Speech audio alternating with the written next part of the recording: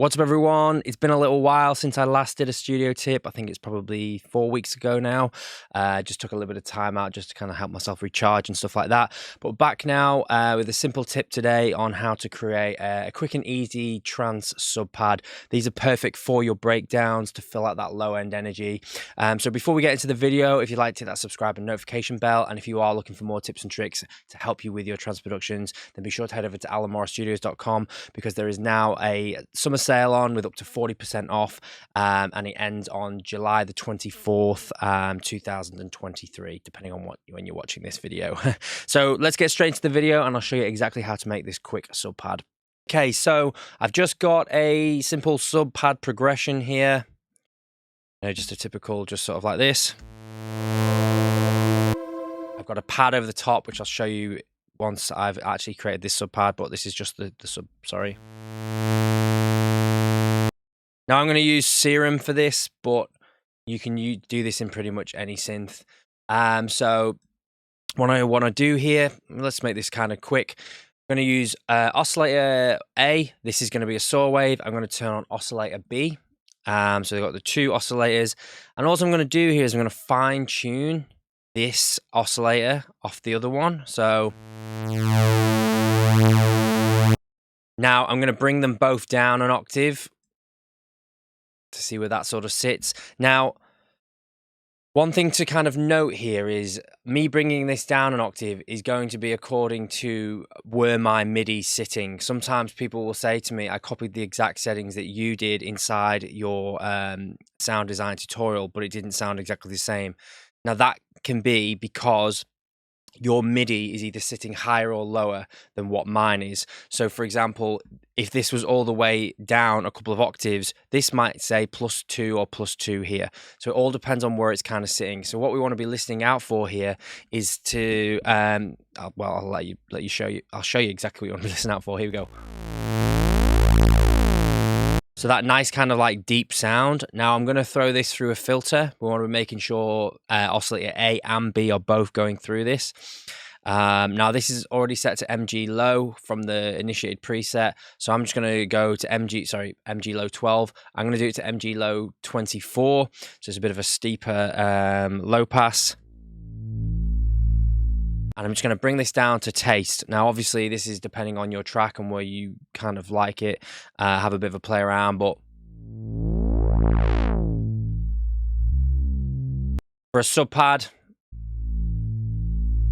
this kind of sits in a nice place. I'm going to drive it a little bit.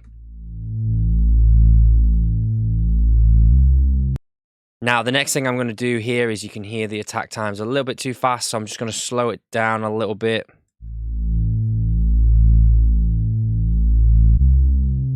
And I'm also going to bring up the release a touch as well.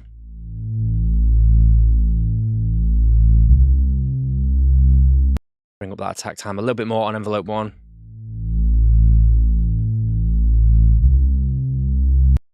Touch more.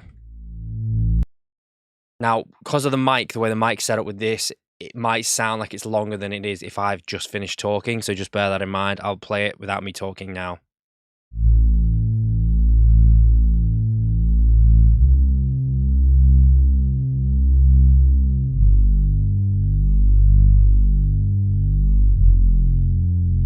So that's how we want it kind of sounding. We don't really want, or I don't, again, I don't want to tell you how you want it to sound, but if it's like this, for me, it's too high up.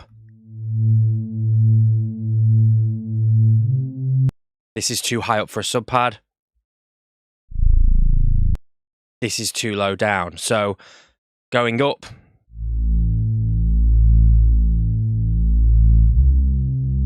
now, what I'm going to do is I'm just going to push this fine tune just that little bit more. Now, you'll hear this more if I do this.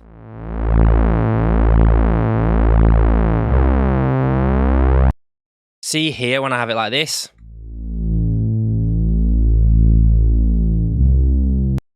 Sorry, let's turn it off and I'll show you with it off. If this fine tune isn't done, it's like someone telling a boring story.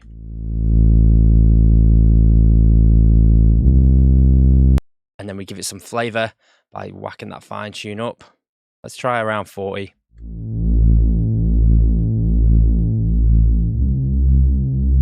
And that kind of gives it a bit of meat there. So that's the very basics of it. And this is quite often where I'll kind of leave it. Let me show you with the pad on top.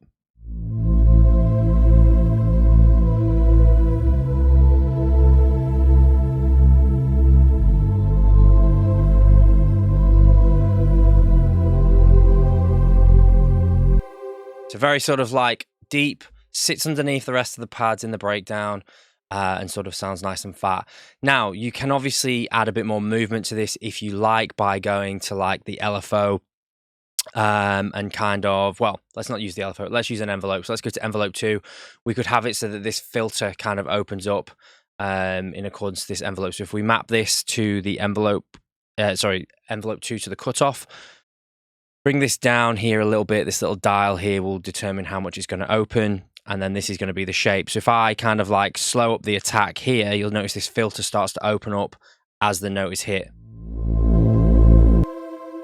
Let's start it down a little bit lower so it's a little bit more obvious for you, and then you can kind of fine tune it as you wish. So it's going to start like this.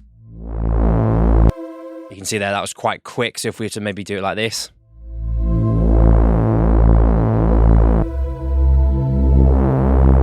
So you can have that sort of effect too. We could add a bit of release if we kind of wanted. Let's bring up the attack down a little bit more.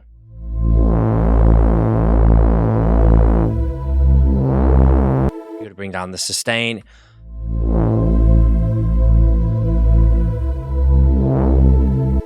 And you can obviously determine how much it's going to open up by and where it's going to start off from by using these here.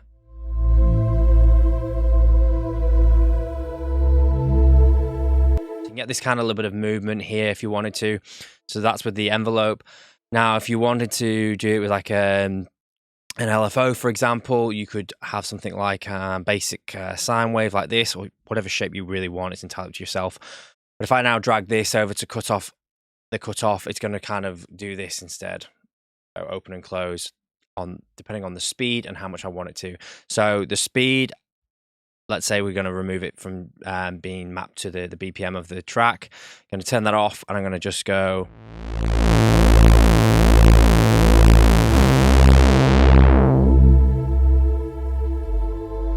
Now, obviously, that's quite a lot, so we could bring it like this, bring that down.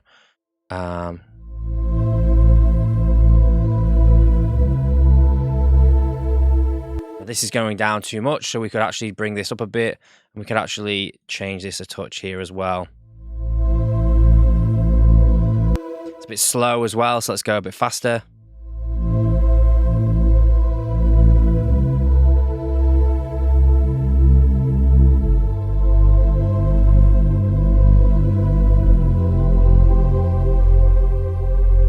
Now, when it drops out like that, it doesn't sound that great. So again, this would be a lot less than it is here. And we'll be doing something like this.